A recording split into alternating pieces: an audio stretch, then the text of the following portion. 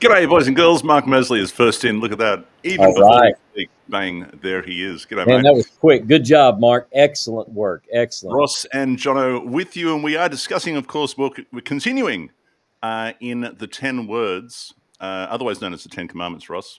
Hey, As look, one mentioned. second. Look, I'm going to pop up while you talk. Look at that. Oh, Look look at at that. this. Look at that nice Graphics. looking. Seth made that for us. How you like that?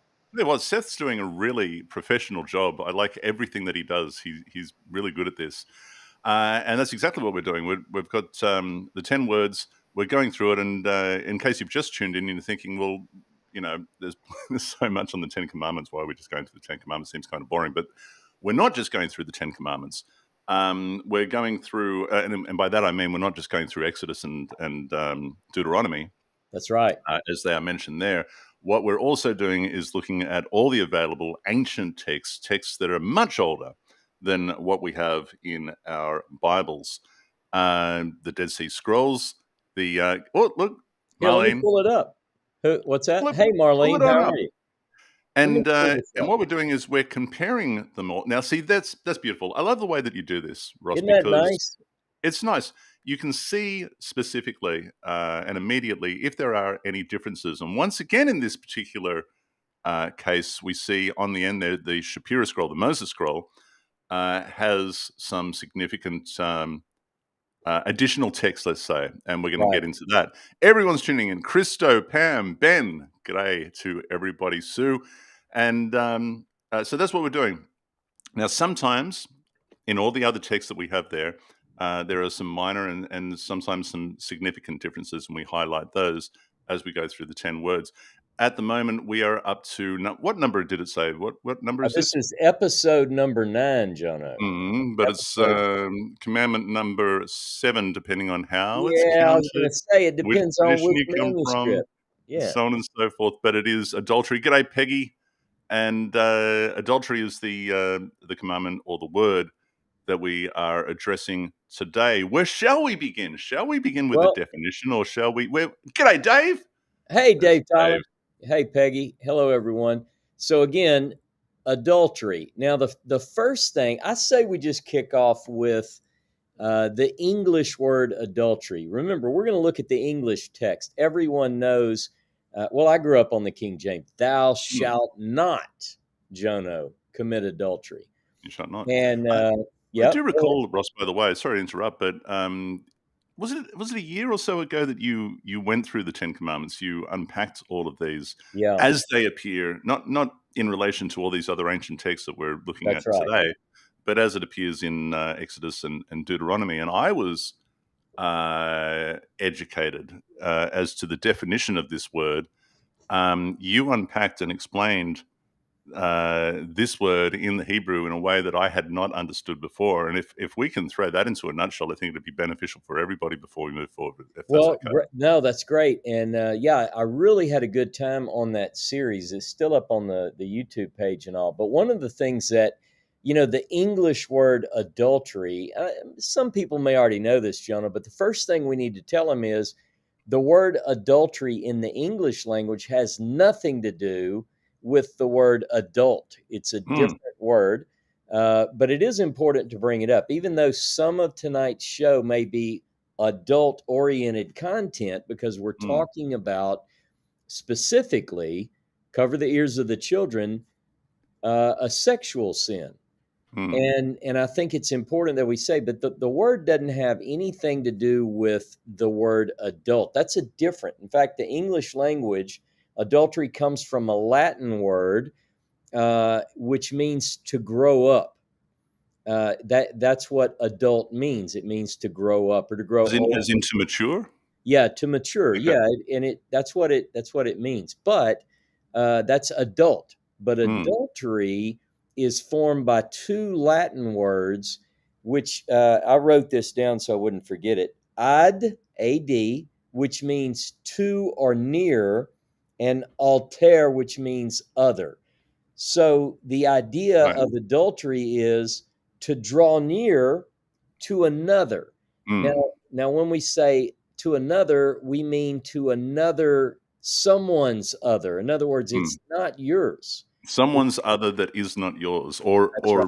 anything other, as as we unpack later, that is not yours.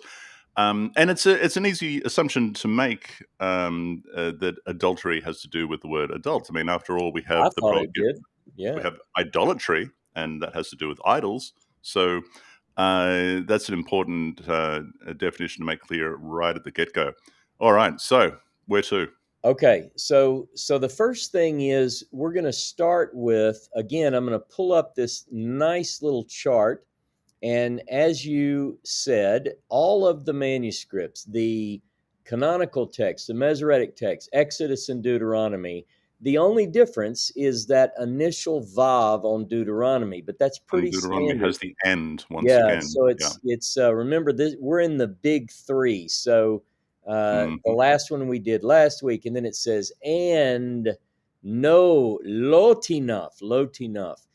So every one of these versions, the canonical, the Samaritan Pentateuch, All Souls Deuteronomy, the Nash Papyrus, and Shapira's manuscript all say lot enough. Go Now, ahead, Timothy.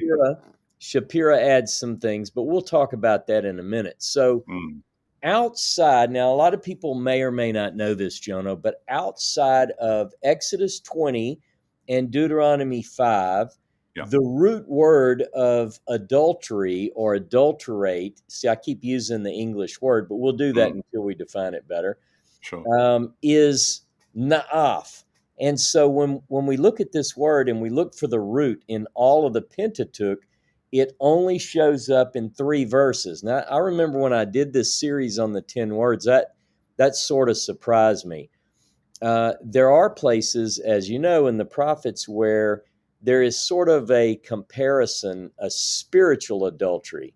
You Mm, get the idea. Maybe we could talk about that for a minute. Think of all the examples where God is, it's like the people of Israel are his bride, mm, and his lover and so forth. And when they go after other gods, you could sort of say that that's spiritual adultery. And there are mm, mm. examples. For instance, the book of Hosea, right? Hosea the prophet is Yep. told, "Go and marry a harlot so that Mm, you see how I feel," which yeah. is a pretty rough Gee, job. thanks. Yeah. Okay. Yeah. And so we do get that example, but I'd say we focus not so much on spiritual adultery, because we can do that in a word. Don't Mm, commit idolatry. That's already something we've covered, because we've in a covered already. way you're cheating on God. I mean, Mm. that's the way we look at it. So the other thing that I wanted to do was talk about, and I told you before the show, but I didn't tell you what it was. I told you I found something in the Hebrew Bible that I've I love never this. You noticed. were all excited, and we and we said, "Well, don't tell me off air. Let's do this on the air." But you found something that you had not seen before, and I you want did. to bring it to my attention, and I'm very, very keen to see it. Where shall I we go? did. Okay, let me open up my Bible and make sure that I have the right verse here, because I was so Hmm. excited. I didn't even write it down. Oh yeah. Oh yeah, here it is. Okay, Jono. Now this is going to be fun. Now don't look at the Hebrew because you might see it. No, no, I'm just using this one. Okay, cool. Okay, Yeah, so everyone, get your Bibles, go to Leviticus chapter 20 and verse 10. Now, just by the happens to way, be while you're looking for that, Jono, let me tell got it. everyone, in the Pentateuch, in the 5 books, this is the only other reference to Naaf or adultery in the Pentateuch. We have Hmm. Exodus 20, Deuteronomy 5, and this verse. Jono, tell me what it says. Leviticus What it chapter. says in Leviticus 20, verse 10, if the man commits adultery with a married woman, committing adultery with another man's wife, the adulterer and the adulteress shall be put to death. I think we read this last week, didn't we? I don't think so. I don't think so. But I want you to Hmm. I want you to read that again slowly, and because it sounds like that got pretty close to what the Hebrew says, which surprises me. I'm going to get another Bible. Hmm. Go ahead. Read All it right. again. Let me pay If a attention. man commits adultery with a married woman, committing adultery with another man's wife, the adulterer and the adulteress shall be put to death. Okay. That's pretty close. Even Mm, when you read it, it doesn't jump out at you. All right. no. All right, hold on. Let me go to Leviticus chapter 20 and verse 10 in this Bible. Everybody relax, it's coming. Leviticus 20 and verse 10. This one says, "And the man that commits adultery with another man's wife, that commits adultery with his neighbor's wife, the adulterer and the Mm, adulteress shall surely be put to death." yeah. So All right. I think I can tell you something. All right.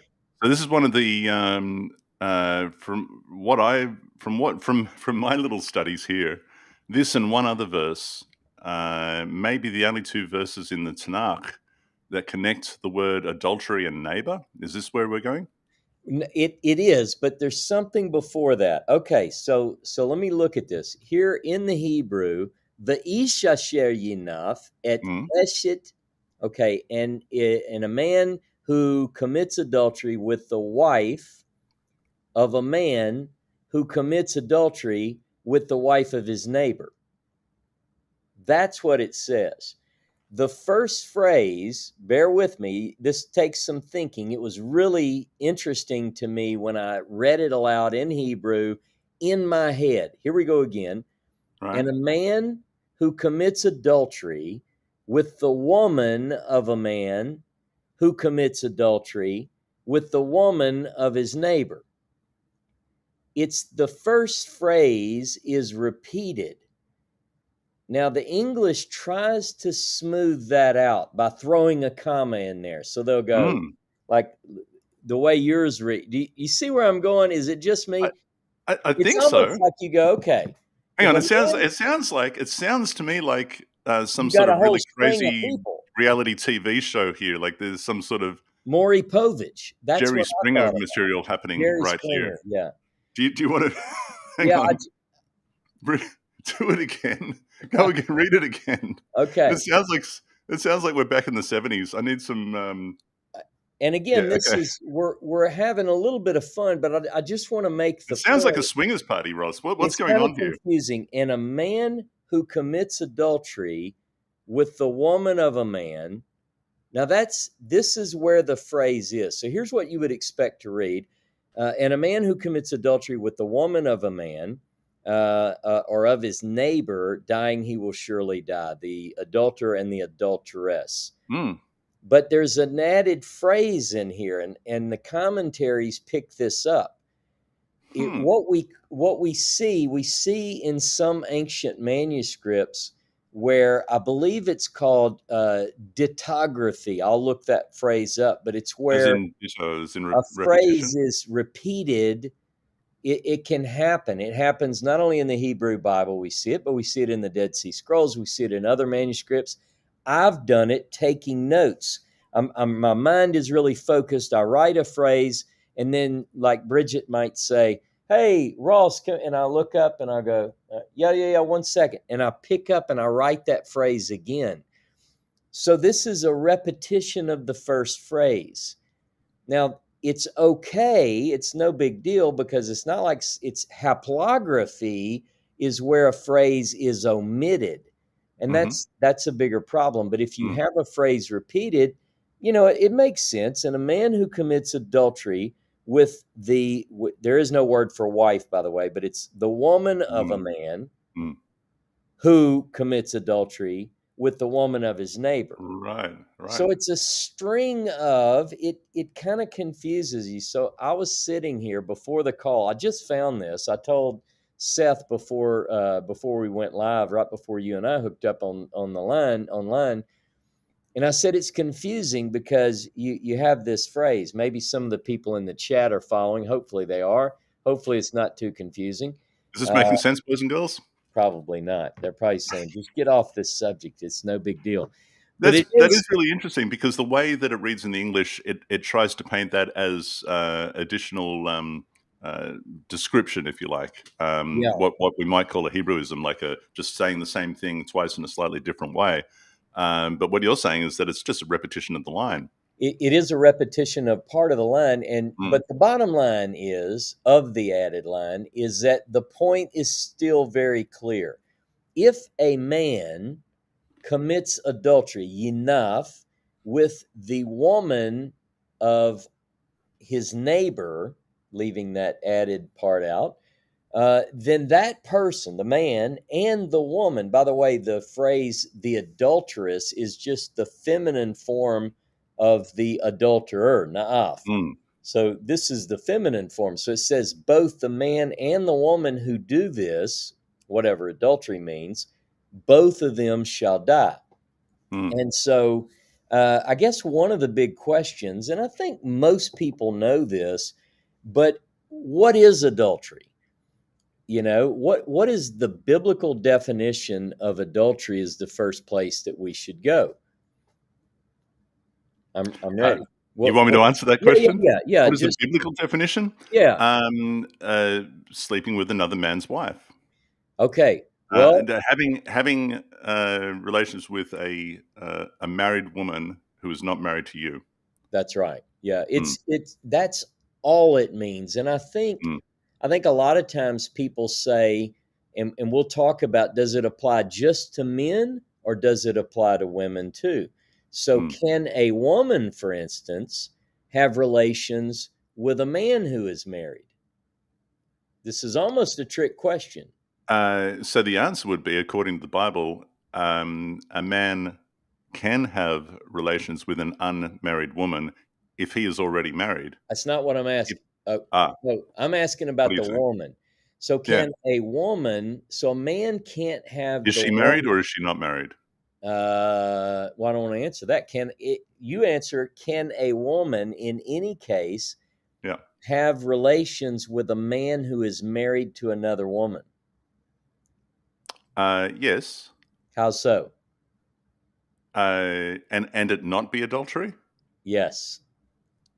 as long as she is not married. Okay, here's what I'm getting at. Mm. A man cannot have relations with the woman of another man. Mm. Full stop. But a woman who is married can have relations with a man who is married to another woman. No. Yes. I'm going to tell you, it's a riddle, Jono. A woman who is married Yes. can have relations with another man who is married? To Is that what another you just said? woman. Yeah. With another woman. Yeah. Oh, who is married? Wait, let me think about that for a second. Let me say it again because I think I've So confused. a woman who is married can have relations with another woman who is married. Is that what you No. just said? Well, yeah, they can have that too, but we're not talking about woman and woman here. We're talking about a a woman who is married can have relations with a man who is married to another woman. How so? And the answer to that is, according to the biblical text, Mm. one man can be married to more than one woman, Mm. right? So you follow me?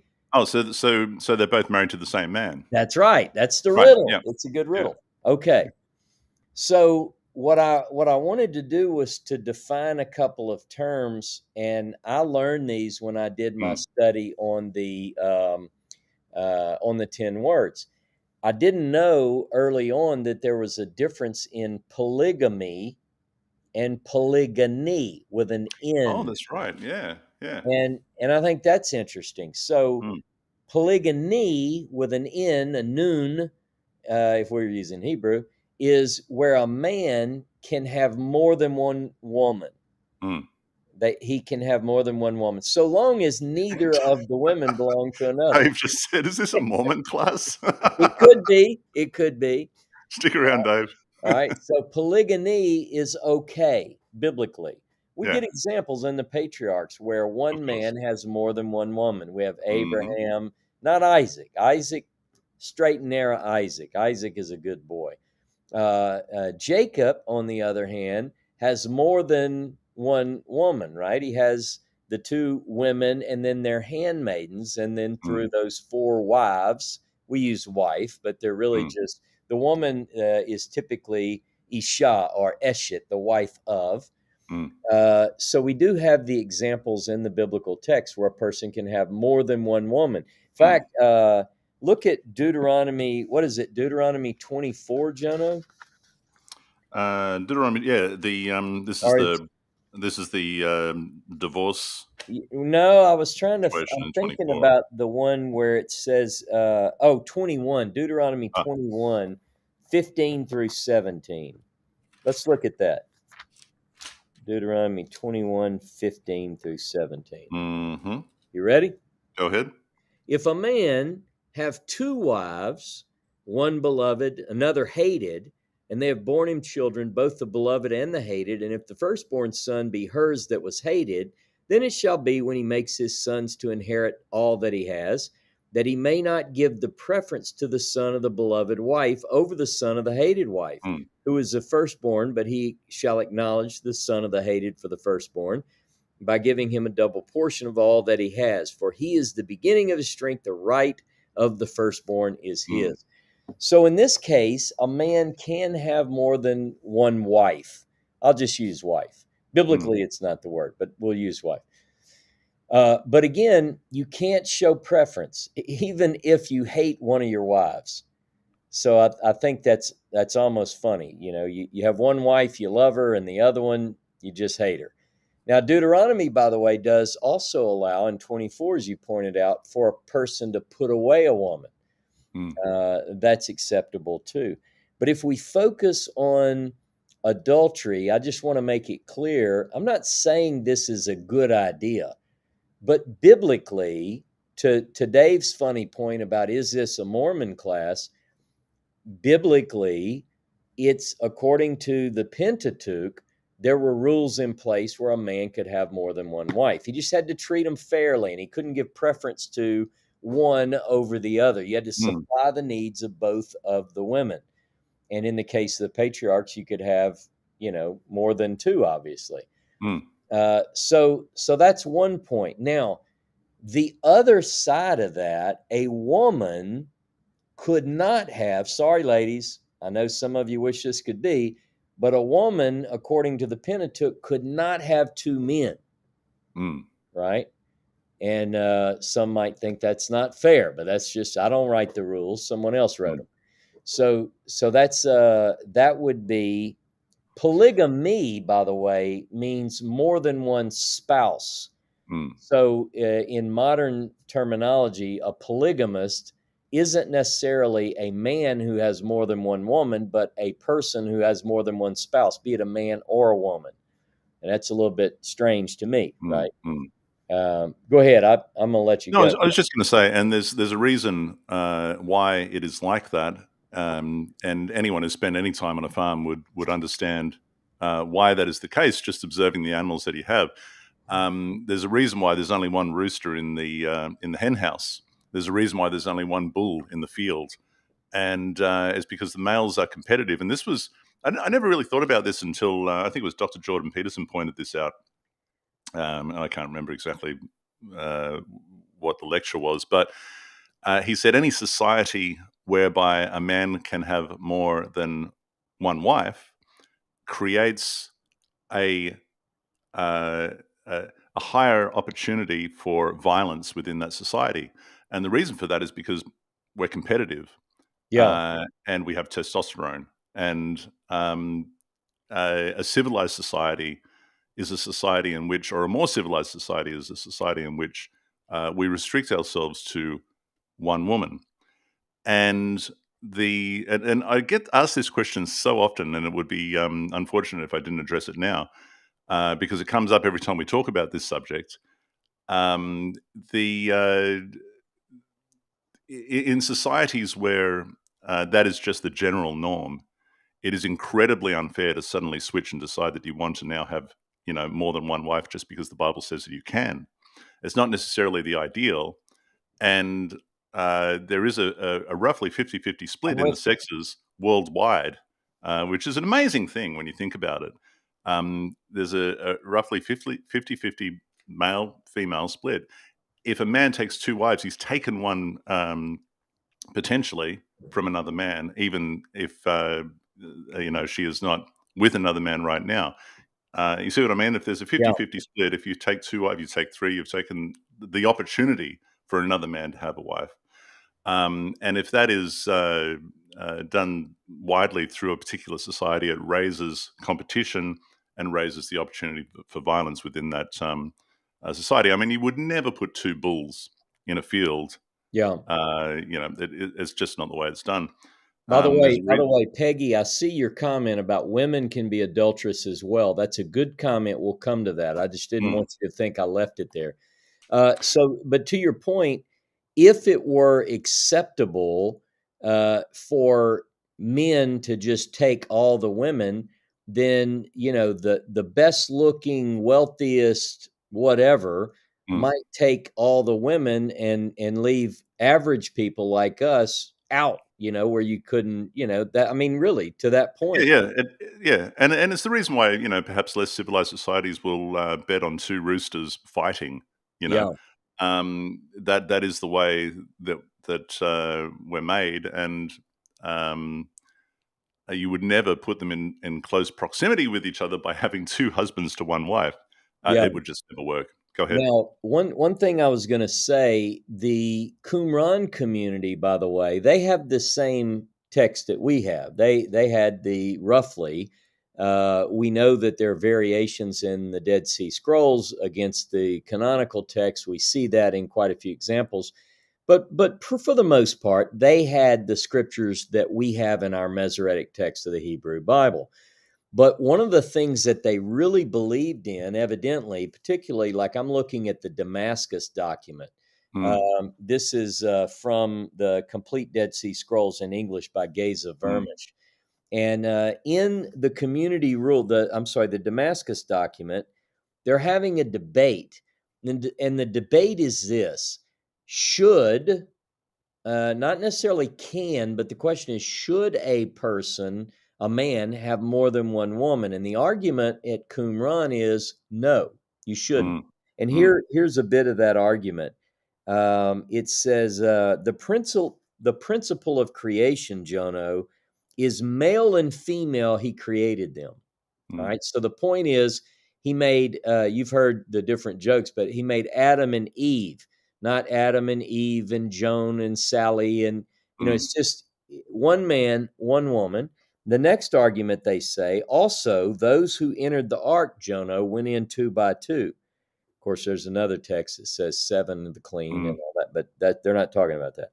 mm, And then it says, and concerning the prince, Jono, it says, he shall not multiply wives to himself. mhm, So this is a good point. You're like, okay, the ideal then is the Qumran community is picking up on this. You should have more, you shouldn't have more than one wife.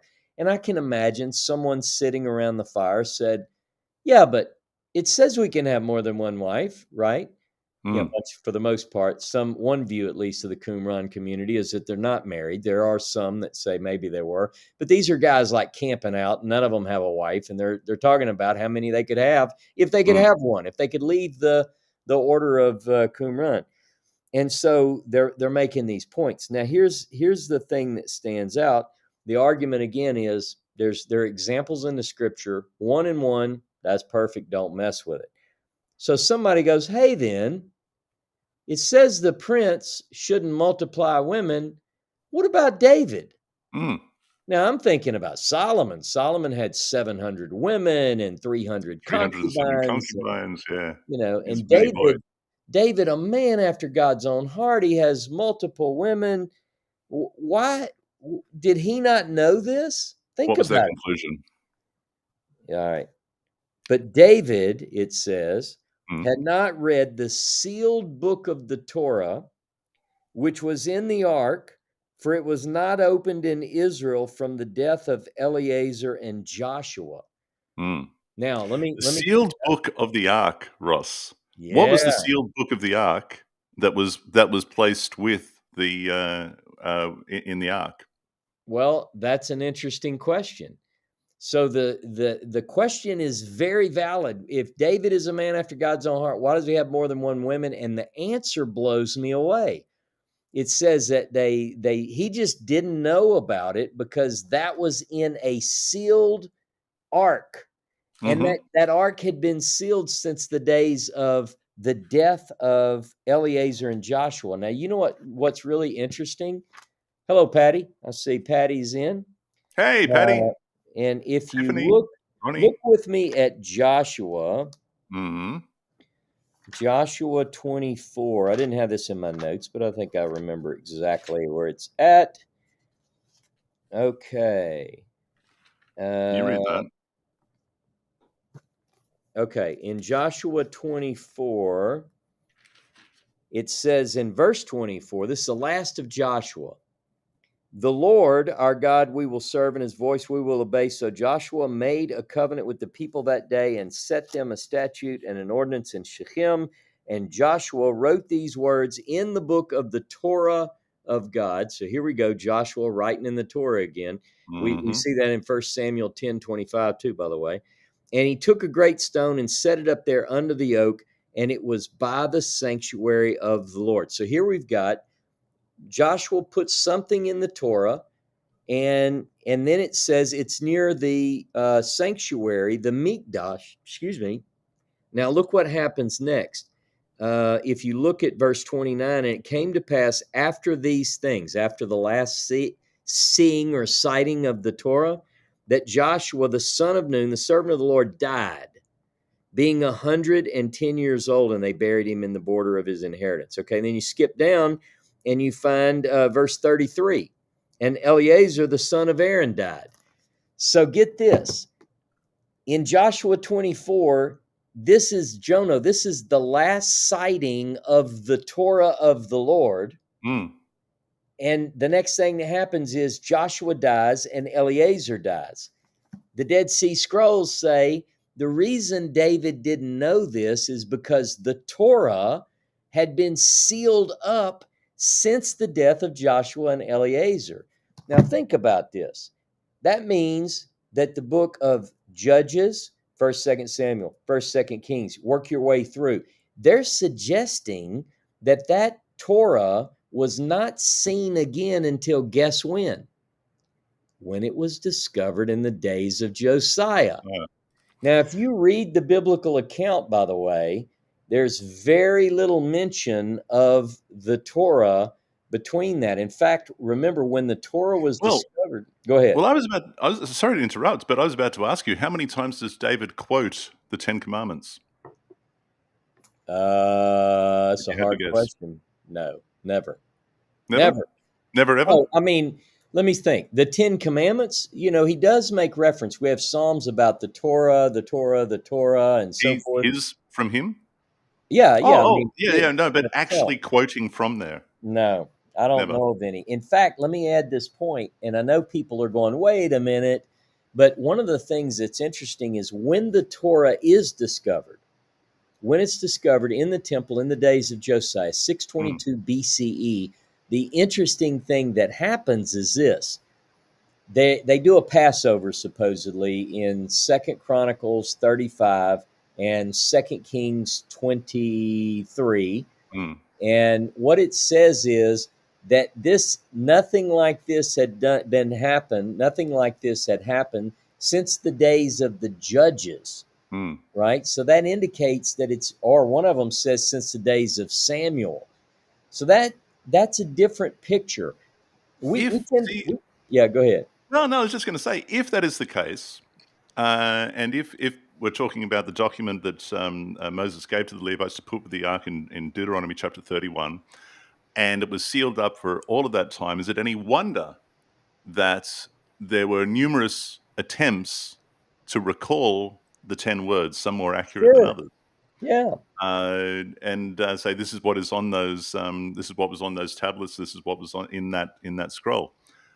One Um, thing, do you ever read the Bible and you get out of the Pentateuch and you go, what is wrong with these people, Jonah? Why won't they just follow the simple instructions of the mm, Torah?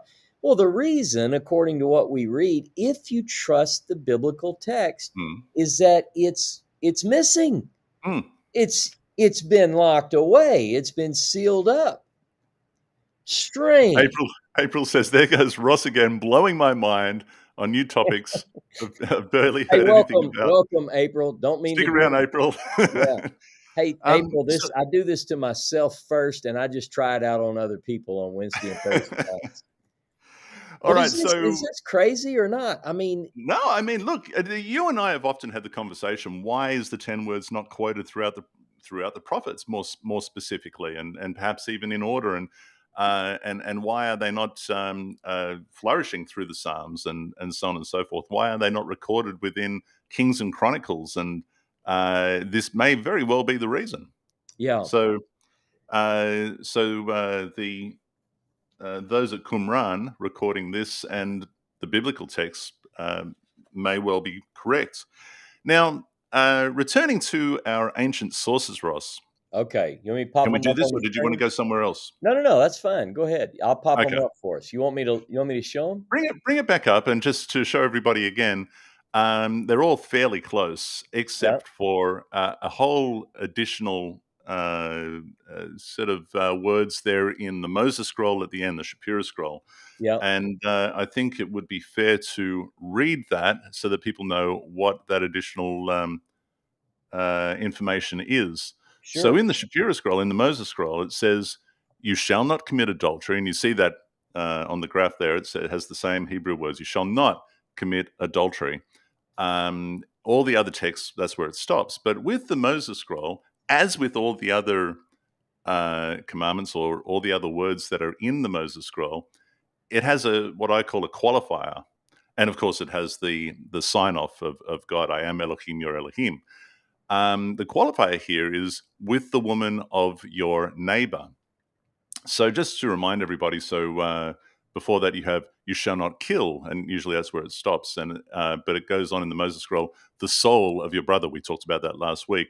The next one that we're going to talk about next week, you shall not steal the property of your brother. There's a qualifier there. In this case, it is with the woman of your neighbor. One of the interesting things about that, Ross, and you've already highlighted one of those verses, which was Leviticus chapter 20, verse 10. The other one that I want to bring up is Jeremiah verse 29-23. Do you have that there? No, go ahead. Do you have it open? I mean, I can get 20, it. 20. 29. Well, I want you to open that in the Hebrew if you can. Okay. All right. Jeremiah 29:23, Jono. That is correct. 29, Okay. 23. Okay. Uh, simply says, because they did vile things in Israel, committing adultery with the wives of their, and I've got here in this translation, of their fellows, and speaking in my name false words, which I had not commanded them. I am he who knows and bears witness, declares the Lord. Um, Adultery with the wives of their fellows. Yeah. It clearly it's naaf adultery with nasei re'ehim, their neighbors. So Mm, it's clearly that phrase. This is a crime that they're committing, and you're right to make that association. Wives of their neighbors, mm. or So women basically. Yeah.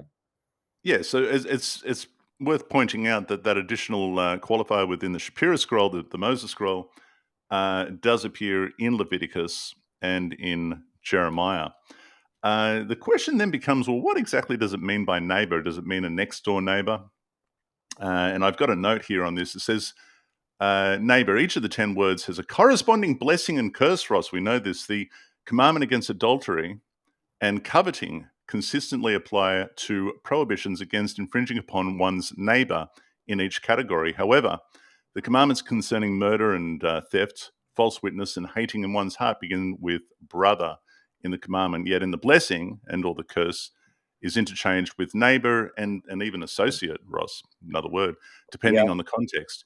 Interestingly, the Hebrew word translated here as neighbor has a broader meaning and is, and you let me know if you agree with this, has broader meaning and is Where are demonstrated you with the word neighbor in what verse? I'm sorry, Jono. here in the Moses scroll, Okay. where Okay. it says you shall not, yeah, as demonstrated in the commandment against adultery, while in English, neighbor often applies to someone who lives next door or in the general vicinity. This is only part of the definition in Hebrew. It can refer to a relative, a comrade, a companion, a friend, or a fellow neighbor. Basically, it is someone who, and the reason why I want to read this out is because it corresponds with the definition that you were giving at the beginning of this program, Ross. Basically, it is someone who is close to you either by proximity blood, or companionship. In the corresponding curse to the prohibition against adultery, the text reads, "Cursed is the man who draws near to any close relative, or who commits adultery with his neighbor's woman, or who lies with any animal." So, as an example, Ross, Job 30, verse 29, it says, "I have become a brother to jackals and a companion of ostriches." Hmm. And the word companion comes from the root a neighbor to ostriches. The use of I think that's right. The use of neighbor in the corresponding curse concerning theft is more likely specific to a next door neighbor as moving a boundary stone in one's favor of adjoining land as theft. So there's that. So getting back to the original definition that you were talking about, drawing near to an other Yeah. doesn't necessarily have to mean a next door neighbor. Drawing near to an other, someone in your who might be close to you, but that is not necessarily yours, if you know what I mean, Yeah, to take. because if we get to it depends on, like, the old question, "Who is then my neighbor?" That's, Mm, one of the phrases from the Gospels, as you know. And it's not just a Christian thought, because some people, there are some low down scoundrels that would say, "Well, yeah, I cheated with that other guy's wife, but he doesn't live next to me. I was yeah. out of town on business, and, I don't Hmm. what happens there stays there." But the point is beyond that. It's your fellow, it's like, no matter where they live, that's not the point. Again, it's the idea of taking someone's woman Mm, that belongs to someone else. And one of the most beautiful stories, beautiful in that it's horrible, but it gives a beautiful message, is when David has the ability, not that he's permitted, but he's not supposed to multiply women anyway. But he hmm sees Bathsheba, he takes another man's woman, and when you read the story, Uriah is a good guy. He's mm, the good guy he in the is. story, not Yeah. David. And he takes that man's woman, sleeps with her, gets her pregnant. Ultimately, this is a man after God's own heart. He's our hero, but he ultimately has that guy killed. This Mm, is horrible. Now, mm, when Nathan comes to him and tells him the story about the little lamb, and you can't hardly read that without being really moved, and mm, and David says that guy ought to be killed, mm, and he says, "Well, you're the man. You're mm, the man, David." So, but again, this idea is that, I mean, if you think about it, kind of bringing it out of the Bible into the modern day, when a man takes another man's woman, this is so destructive to society. mm, Adultery is one of the most heinous crimes on the planet today, and it's frivolous. People think, "Who's going to know?" You know, mm, I mean, mm, I'm in a hotel room, no one's going to know, but God knows. mm, And so the opposite of the way David acts, this is what really gets me, is when Joseph, according to Genesis, remember, Pharaoh puts him over all his house, and the woman of Pharaoh tries to sleep with him, and she's really pushy. She's really trying to get him to have mm, relations mm, with her. And he says, I'm not going to take you. You belong to another man. That's his in mm, Genesis 39. So much that he runs out without his jacket. And of course, she screams and says, "Look, this Hebrew, look what he did."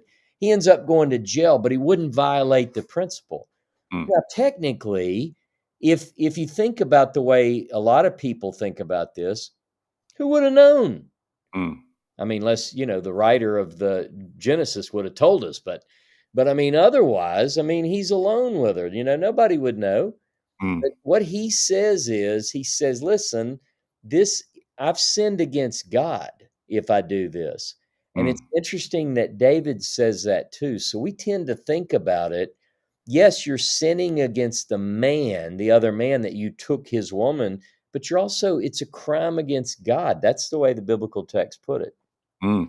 So, Patty just highlighted something that Marlene wrote. If the Torah was not known in all that time, it's amazing that there were any good kings, which is a fascinating thing considering the last program that you did on Saturday. Give us a quick rundown of that, because you said something and we won't get into this right now, Right. but you highlighted a verse that is repeated a couple of times in Judges, once in Deuteronomy, a whole bunch of times in Kings. At least the words are repeated. That phrase that there was no king in Israel, and Yep. every man did what is right in his own eyes. Yeah. Which you and I were talking, and I was saying, well, what's wrong with that? Yep. And perhaps actually the kings were doing what was right in their own eyes as well. And again, Evidently. why They wouldn't you? were. Evidently, they were. It would appear. So it's an interesting thing, and bearing in mind that they already had the 10 words, yet if they were sealed away, they have recollection of the 10 words, and they're moving forward with that as a basis. But every man did what he was right in his own eyes prior to the monarchy, and evidently it would appear even after as well. Yeah, Pam says, go Yep. ahead. No, I was going to say Peggy brought up a while back, and we let it flow by. But her point was that women can be guilty of this crime as well. And Mm-hmm. what happens is, and this is biblically. I'm not saying that this is the way that it should be. Like I agree with the Qumran community. I don't Mm-hmm. want another woman, and I don't think that you could live in a way that could work. I mean, maybe it can. It wouldn't. I don't think it would work. Although one time, jokingly, Bridget said something like, "You can have as many as you want as long as they help around the house." But that was a joke. It was a joke. So the point is that what you don't want is to bring in this rivalry system, this jealousy, this Yeah. problem. But so for a woman to commit adultery, the way the Bible presents it is not a single woman luring away a married man. Now, Mm. I would think that that's horrible too, but biblically and technically, a man who is married could have another woman who is single. Mm. But what Mm. he cannot do, when the Bible talks about an adulteress, it is a woman who betrays her man. Mm. So a woman who is the way the Bible puts it, Jono, is she's lorded by a lord, or Mm. she's husband by Mm. a husband. In fact, look at Deuteronomy 22 with me.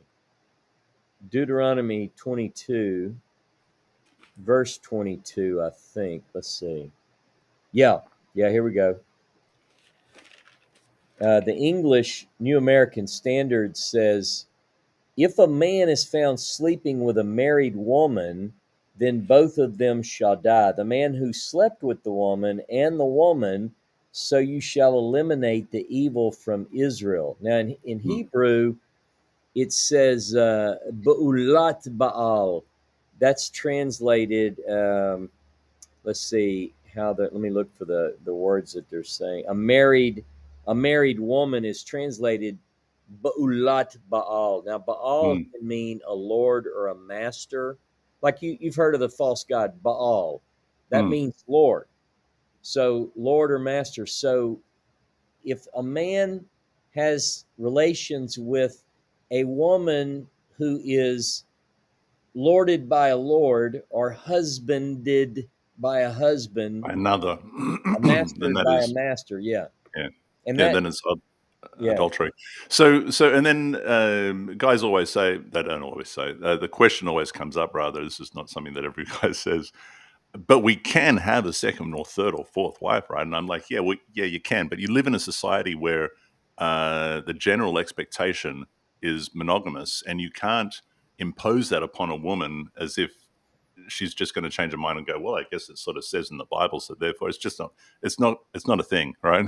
yeah, But then I say to people, but you know what? There are countries where where taking a second, third wife is the norm, and you can look up those countries and move there if you want and do that. And when they go and look at the countries where that can be done, they think, you know what? I think I'll stay here. yeah. So I just want to get back to Pam. So Pam, Psalm 119 talks about keeping and loving the law and the commandments. See, and these are the examples, and she's quite right. And it does go on with very flowery, beautiful language about the law and the commandments and so on and so forth. My point was to Ross, how many times does David, because there's a number of authors to the Psalms, how many times does David actually specifically quote from the 10 words? Yep. And I'm pretty sure the answer to that is zero. Yeah, and just to make the point, I'm familiar as well with all the beautiful psalms that talk about the Torah and so forth. And but if you notice, one of the things that we find is that most of the Davidic psalms have a Psalm of David written on it, and Psalm 119 is not one of those. So I'm not suggesting that maybe David did write Psalm 119. And there Mm. are plenty of things that make us think, well, they must have had the Torah. Ross, come on. But my point in bringing this up is they certainly didn't follow what we have. In other words, Mm.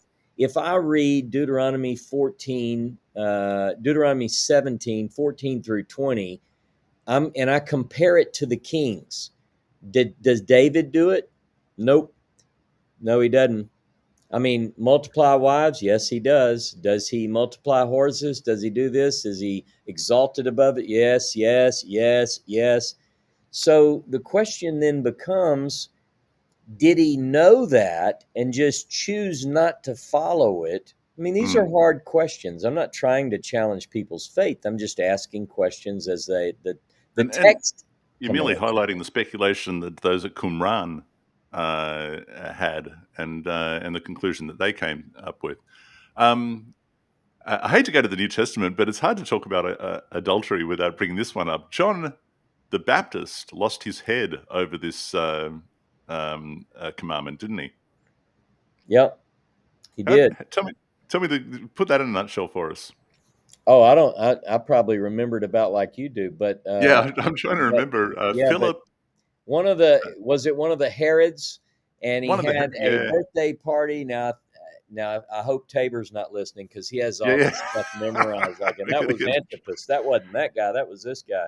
yeah, But but one he of had taken a another man's wife, and John the Baptist quite bluntly yeah, pointed that out. You've broken this commandment. You're adulterous, and so on and so forth. And she uh, conspired to her daughter, dance for Herod, and anything that you want. Salome, Yeah, yeah, and she said to the daughter, "Tell him that you want John the Baptist's head on a platter." I mean, it's one of the most glorious.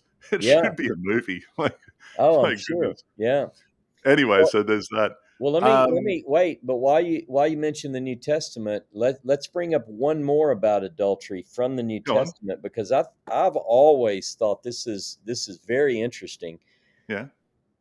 And a lot of people who laugh and make fun of the New Testament and oh, that's got so many errors and oh this and oh that. And I'm not Christian, but I like where and I like it because it causes people to think. So Mm. let's say Jesus in Matthew 19 says, I think it's Matthew 19, that not only you've heard them old people saying that you can't commit adultery, but I say you can't even look at another man's woman with lust in your eyes because you've already done it. And most people go, aha, that's crazy. The law never expects us to go down to our thoughts. I mean, sure, I'm just a man, Jono. I can't help but Google when women walk by me store, and you're like, you can't control yourself, buddy. That to me. I think that is brilliant. I don't think that the 10 words that God spoke from Horeb are Mm. just you got to do them even if you hate doing them. You can think about murder and adultery and all that all you want as long as you don't do it. I think that's Really? stupid. Yeah, you Really? ready? Now I'm going to tell you why. I'm going to Go tell on. you why. Tell me why. But before you tell me why, and I'm sure you've got verses to back that up.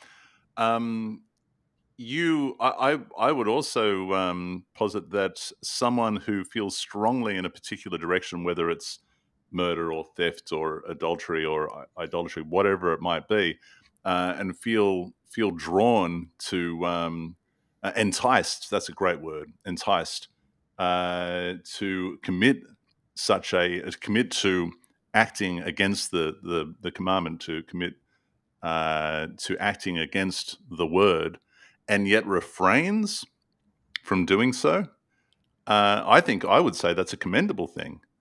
Oh, I would But say go it's at ahead. least, yeah, it's at least commendable that you don't follow through with it. You know, you're in traffic, Yeah, somebody cuts you off, and you say, "Man, I'd just like to throttle that get guy," my and baseball you bat out of don't, the boot and you and you don't. don't do it. But my point is, does that, you know, in any way, you're like, "Wow, I should be proud of myself because I didn't sleep with that other guy's wife." I think that the 10 words have a mechanism within the 10 Mm, that takes it to a whole nother level. And it's go on. interesting. And I'm going to end it on this for me because we're pushing an hour. And Mm, that is that the phrase, the woman of a man, mm, is used in a commandment that refers to the woman of a man. And here's what I think Jesus is talking about. mm. You can't commit adultery. Do we agree on that? Yeah. Yes. But Jesus, what Jesus is referring to is not the same commandment as adultery. What he says is you can't even desire another man's woman. He's quoting the 10. What Mm. does it say? You're not to covet, Covered. literally desire the woman of another man. So here's what I hear all the time. So, Yeah. yeah. See, Yeah. people don't But read see, they don't yeah, read yeah, the yeah. Bible. They don't think. Here's what people tell me. The New Testament is so much harder than the Old Testament because the New Testament, Jesus said you can't even think about having sex with somebody else's wife. That's in the 10 words, for God's sake. It's And we're right gonna get there. there. We're gonna get there to that particular commandment. And to be fair, though, it's not entirely as clear cut as that, because it comes down to what is the definition of covet? And actually, we will see some discrepancies between texts when we come to We that word, will. Ross. We will. And so that conversation needs to be had, and we will be having that conversation. That's a good one. So we'll revisit that when we get there. There's a bunch of great questions, but we're running out of time. Yeah, and I see Having Patty's comment. It's called adultery in the heart. But mhm, my point still remains. It's exactly right. It is adultery in the heart. What does it mean to desire? We're going to mm. get into this commandment. Yeah. What does Is it that mean before we to get there, just to put it in a nutshell, is it desire or is it conspire to actually take? So you might say, you know what, I really want that guy's car, I want my neighbor's car, but how am I going to do that? And you start to, it's not just a matter of going and taking it, but it's planning it out with the Yeah. intention of carrying out a plot. Is that coveting, or is it just sitting there on the porch going, man, I like that car? Yeah. You Yeah, know? that's what people a lot of times they go, yeah, well, Jesus won't even let you look at something, you know. No, that's not at all what that's So saying. which Again, is it? It's one or the other, but yeah, we'll get there. We're jumping ahead. yeah. All right, well, we don't want to jump ahead. In fact, hey, this has been fun, Jono. Hmm. Remember, a man, get this, a man who commits adultery with the woman of a man who commits adultery with the woman of his neighbor, that man Leviticus chapter shall 20, die. verse 10. There it is. Leviticus Leviticus 20, 20. verse 10. One of two that puts adultery and neighbor, two verses that puts adultery with neighbor, as it appears in only the Moses scroll, by the way, Right. adultery and neighbor. There it is. That's our ancient texts. There's the differences and the similarities. We're going to jump from there to, what is the next one? Theft, I think. Is that where we're Yep, going? that's right. Yeah, that's right. This time next week, dear Look, I'm gonna viewers. Oh, before we go, goings on in the desert. What's that, Dave? What's going on in the desert? I'll tell you what's going on in the desert, Dave. We will be in November. From the 31st of October, in fact, we're going to kick off in Cairo on the Tanakh tour. And we will be, there's the link on the screen there, tanaktours.com, TANAKH, Hey, thanks. tanaktours.com. Thanks, by the way. Yeah, sign up for the tour. Thanks, by the way, for all the members of our YouTube channel. You know, I wanted to say you Hmm. can recognize those people by that ancient Aleph by their name. Hey, Seth there you designed that for the YouTube members. So thanks for supporting it, and we really appreciate it. Sign up for the tour. That Tanakh tour is going to be amazing. I think some of the people on the list tonight are going to be on that Yep. tour with us, right, Jono? Yeah, So Dave's going to be there. Dave and Patty will be that's there. right. That's right. And so looking forward to that. Again, 31st of October, kicking off, going through Egypt and Jordan. And then on the 12th, second leg of the Tanakh tour, we are jumping the border into Israel and finishing up on the 19th of November. You can do both legs of this year's Ultimate Tanakh tour with a Exodus twist. And if you do so, you will incur a $100 combination discount. There's space still on That's right. both tours, and we would love for viewers of this program to join us. So you can go to tanaktours.com, leave a deposit, and secure your place, and you'll be with us in Egypt, Jordan, and Israel later. Just a matter of months. That's right. Boss, it's not Yeah, too it's far away. it's coming. It's coming pretty quickly. So we want them to sign up. And like you said, we've got room on the bus. I know that there are people sitting on the fence, but let me tell you what's going to happen, Jono. People are going to wait too long, and there's going to be weeping and gnashing of teeth, and there'll be two people standing together. One will be gone, the other one One will be left. going on the Tanakh tour, and the other one Hey, will be going, I didn't you put know my what's going deposit to down soon happen? enough. That the one that's left is going to be boo-hooing, and it's going to be too late. We'll want to let them in. This is Too it. late. Hey, so this Saturday, what's the class? Quick. Class is going to be Messiah. Get this, Mhm. Messiah, origins of the anointed. Ooh, Messiah, origins of the anointed. do tell. Hey, they All don't right. want to. They don't want to miss it, man. We're rolling. It's going to be Mm. good. On this channel. That's it from us. Until this time next week, have a great one. I love everybody. Have a great one. Goodbye.